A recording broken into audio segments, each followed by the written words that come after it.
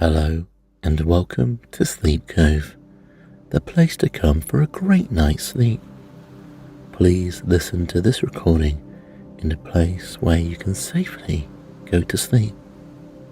I'm Christopher Fitton, and tonight's recording is a deeply relaxing, calm bedtime sleep story. We'll be exploring the sights, sounds and canals of Venice. You'll walk the streets of St. Mark's Square and take a gondola ride around Venice's canals, seeing the beautiful buildings the city has to offer.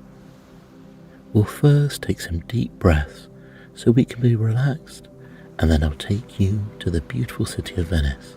So please join us tonight. Please let me know what you thought of the recording, either as a review or message me directly on Instagram or in the Facebook group. And let's begin. Before we start this guided meditation and visualization, I want us all to take a deep breath together. A few deep breaths.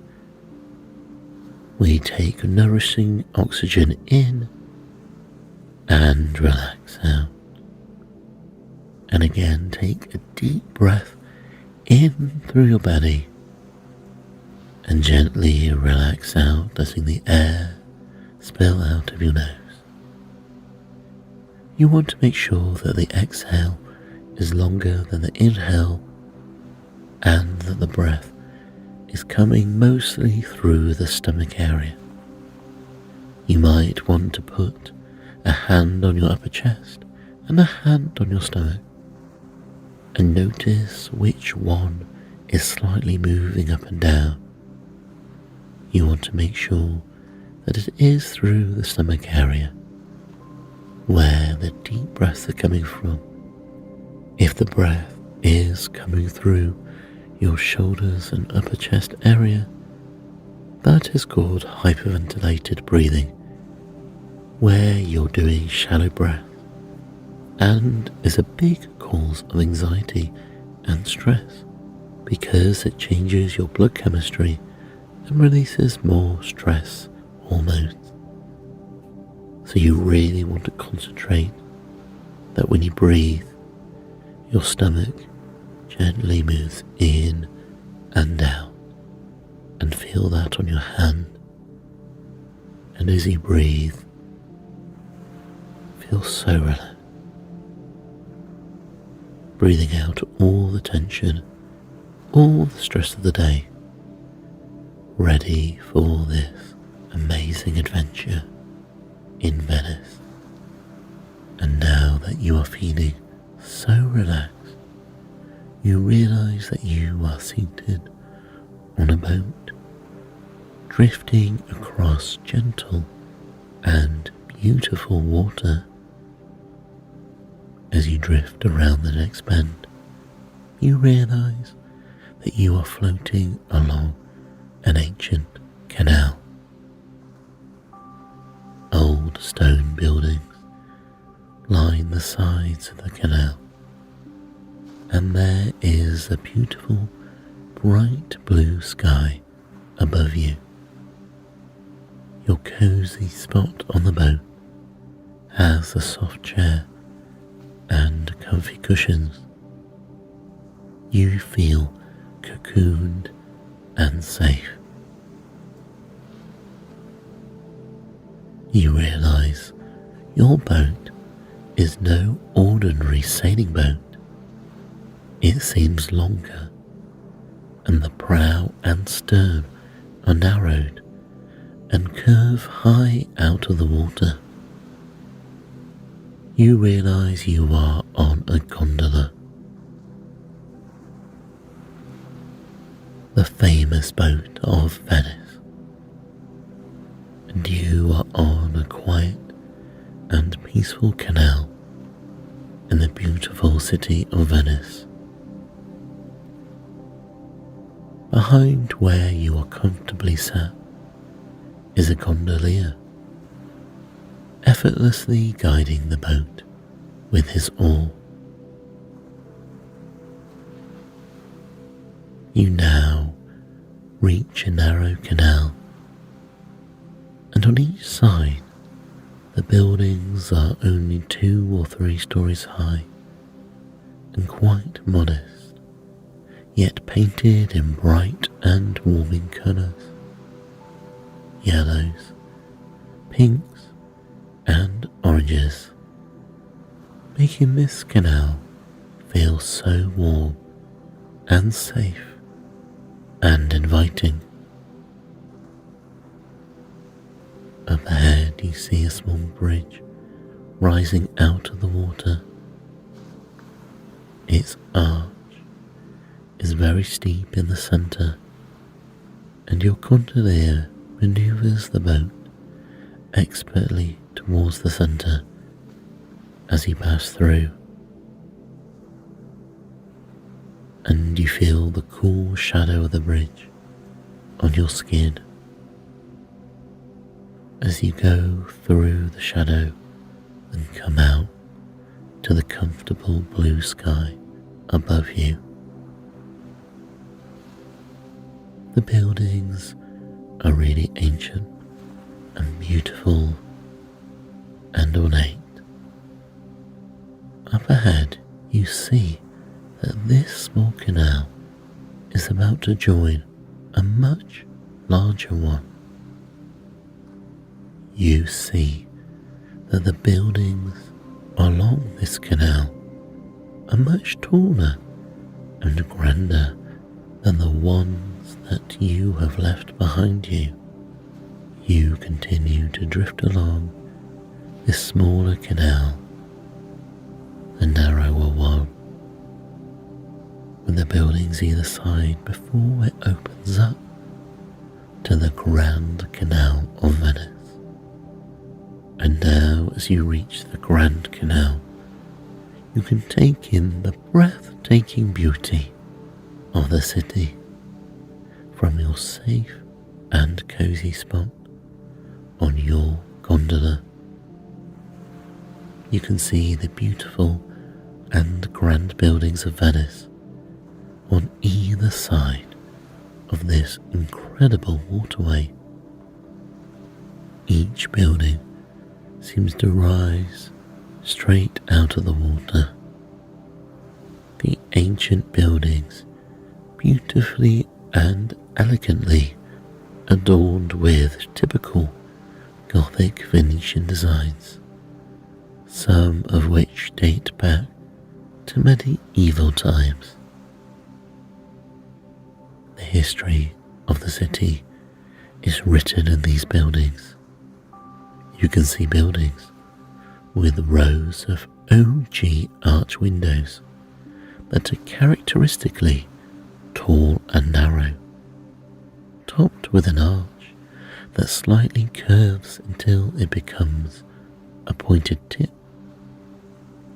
You see how these elements are reflecting Venice's history as a trading city where merchants would travel to the Middle East and North Africa for trade. Unlike the smaller and more humble buildings of the previous canal, the Grand Canal has fine marble facades and intricate stonework. The bright and warming colours replaced with white and dusky pink marble and stone. As you continue your journey, you notice the buildings becoming larger and grander. Increasingly, the most expensive white marble is replacing the pink stone. The carvings are becoming more ornate, and there are boats in the water, and you are entering the centre of the city.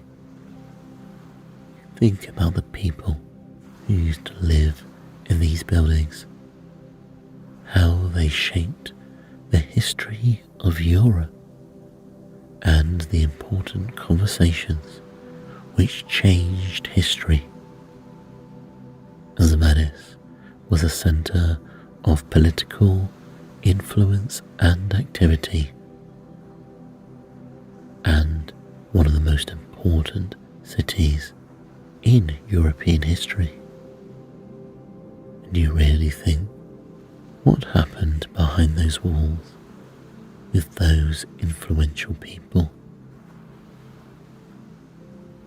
Up ahead, you see one of the most iconic sights in the city, straddling the canal and looking more like a huge building than a bridge.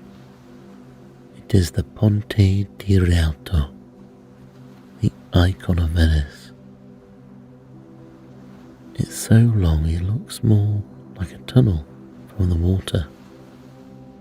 On top of the bridge, you can see on either side is a row of 6 arches which support the roof. They meet in the centre of the bridge, where there is an elegant portico. Inside each of the arches sits a small shop, and the bridge is teeming with people. You can hear the chatter and hubbub from above you as you glide under the bridge.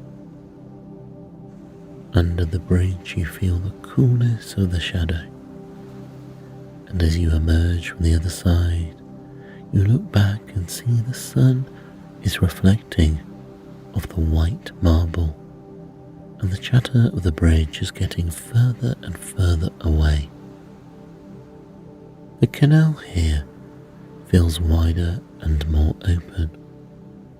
Some of the buildings have small decked areas built out onto the water, which are used as restaurants.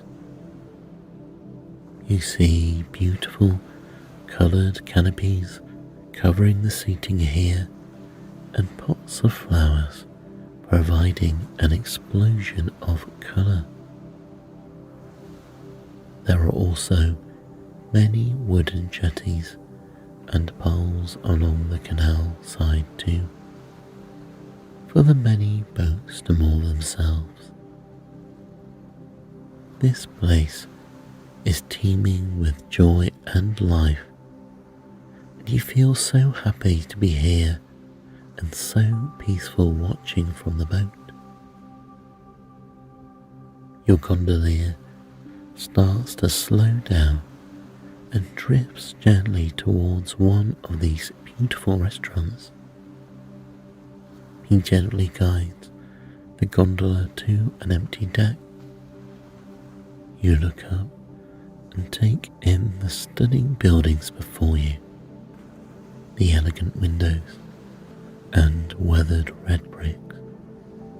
The outside decked area is built out on top of the canal and is covered with tables and chairs full of people enjoying delicious Venetian food and drinking coffees overlooking the Grand Canal. You disembark and head towards the seating area and sit at a table by the water's edge. The water of the canal gently ripples with the passing boats. You see gondolas and small sailing boats scattered across the water, and occasionally a sleek and luxurious speedboat will pass, with the occupants looking very glamorous. As you enjoy observing the scene before you, your waiter has already brought you a drink and a selection of antipasti, and you continue to soak in the atmosphere, listening to the buzz of chatter around you, feeling the breeze of the water on your skin, and smelling the wonderful Italian food coming from the restaurant kitchen. Now you are feeling so refreshed from your stop, and you are very relaxed now. You take in the scene, you eat the food, and you people watch.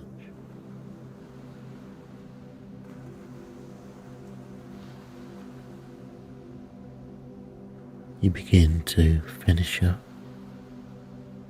it's time once more to board your gondola and continue your exploration of the city. So you gently drift back onto the Grand Canal.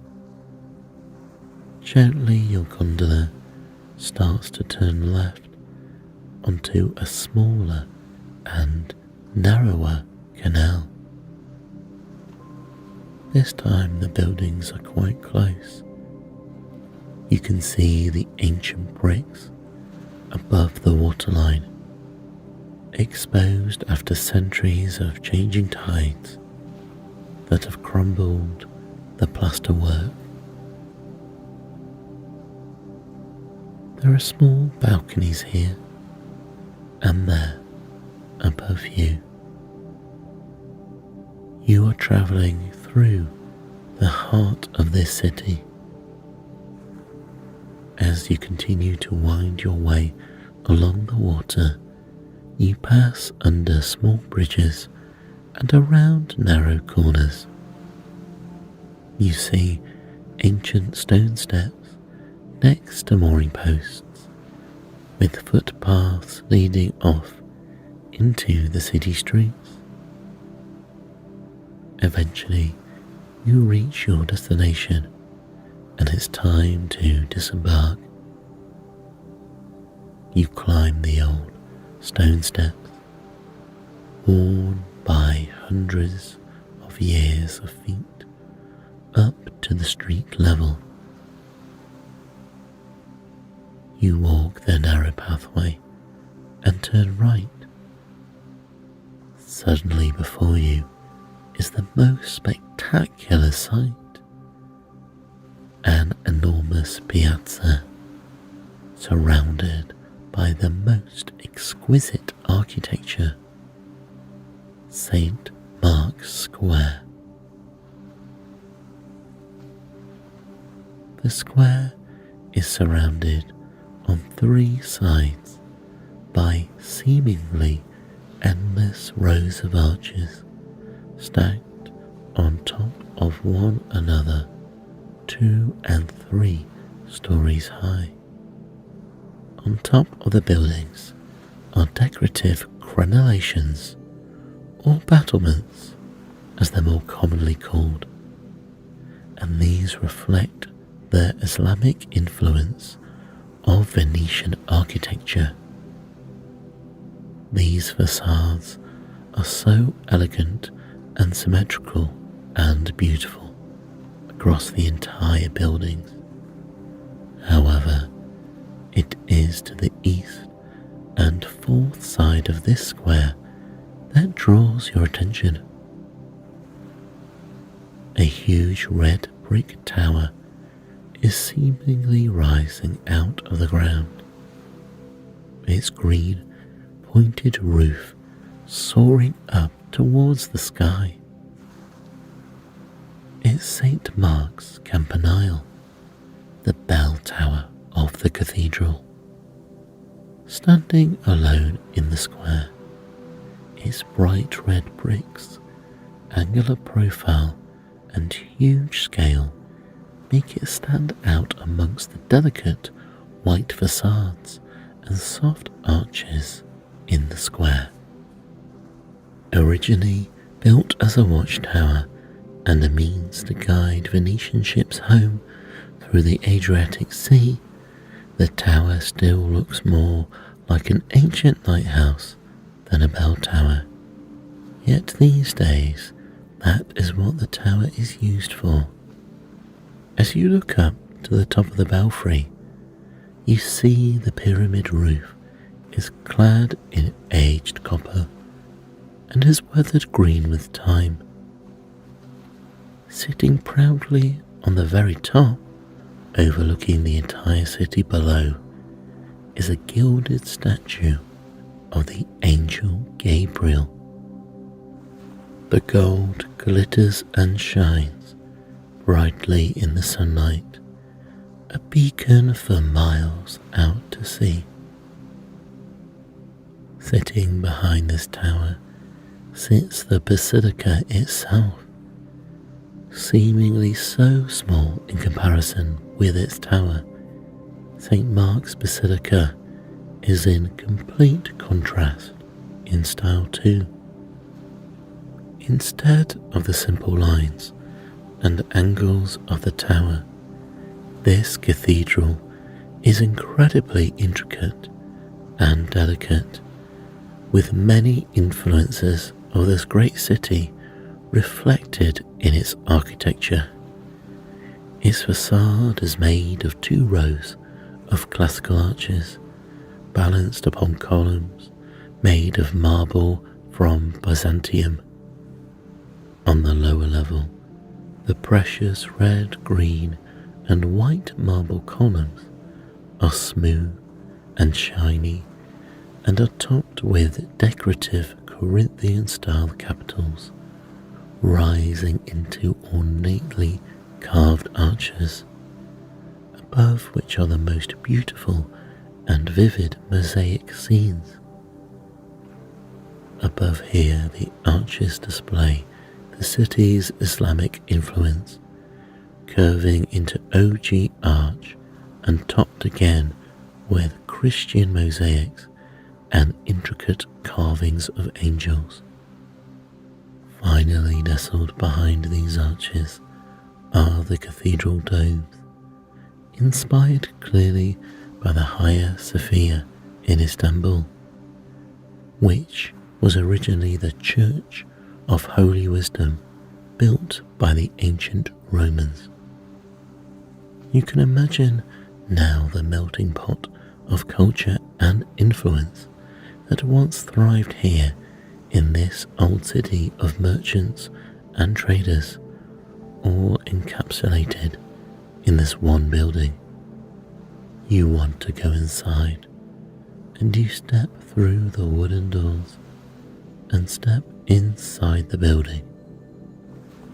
Instantly, you are transported away from the bright sunshine and open blue skies outside into a space that feels enclosed and safe. The walls and ceilings are decorated with gold, and the dim light bounces from every surface, filling the interior with a warm and glowing light. As your eyes adjust, you can see the mosaics glittering on every wall and on the inside of each of the 5 domes, which make the basilica's ceiling.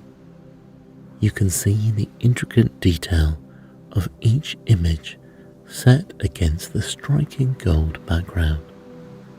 Saints, angels, and scenes from the Bible are depicted on every surface. You stop for a moment and take a seat. You breathe in the peace and tranquility in this place and feel the warmth of the glowing light. You breathe deeply and feel a sense of peace here. Away from the busy streets, you let this feeling wash over you, and you enjoy it for a moment.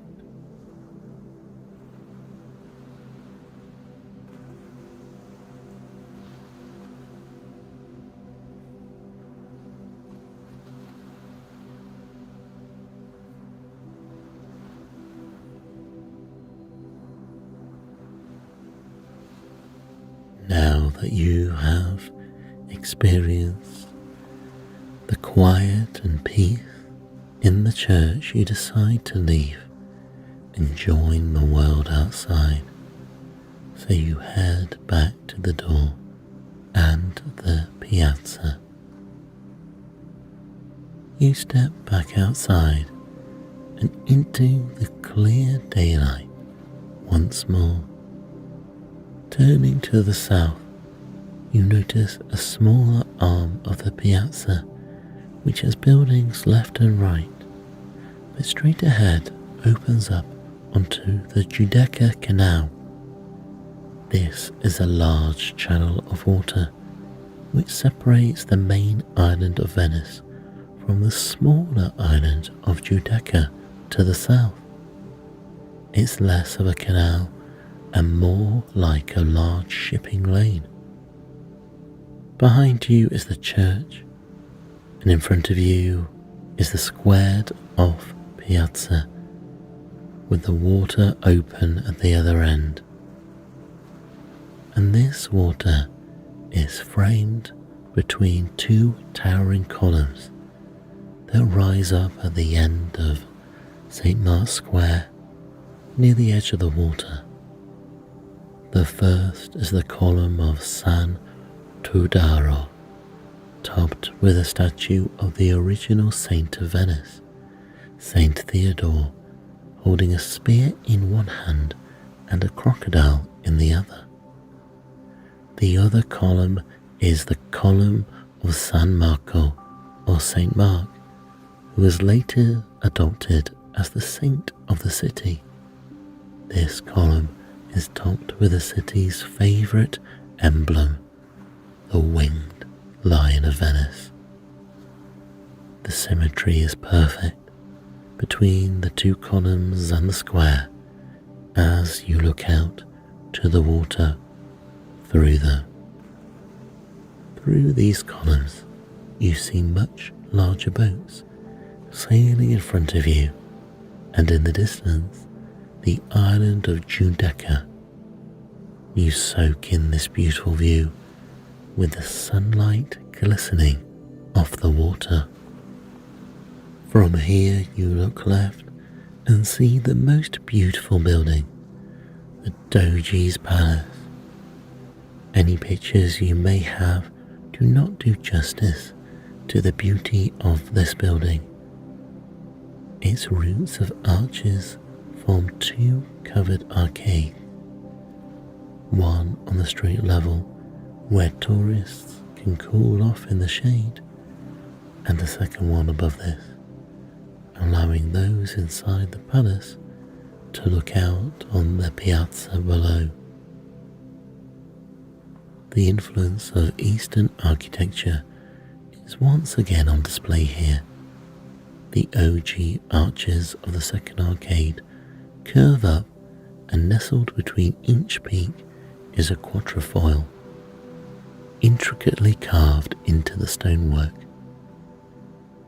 Above the arcade, the brickwork takes on a decorative geometric pattern made from the white and red bricks, with the decorative battlements on top of the building. You take in this beautiful sight all before you, and you decide to go to a coffee shop near the edge of the square, and you sit down. The waiter comes to take your order, and it's up to you whether you want a cool, long, refreshing drink or an Italian coffee or espresso. You decide whether you want a gelato or ice cream, and you talk to the waiter about the options and make your order. And your refreshments come, and you take in the square, St. Mark's Square. You people watch. You see the locals and watch the tourists. You might see the priests come and go from the Basilica. You see the ships gently sail on the canal in front of you. And this is a beautiful moment as you relax with your refreshments.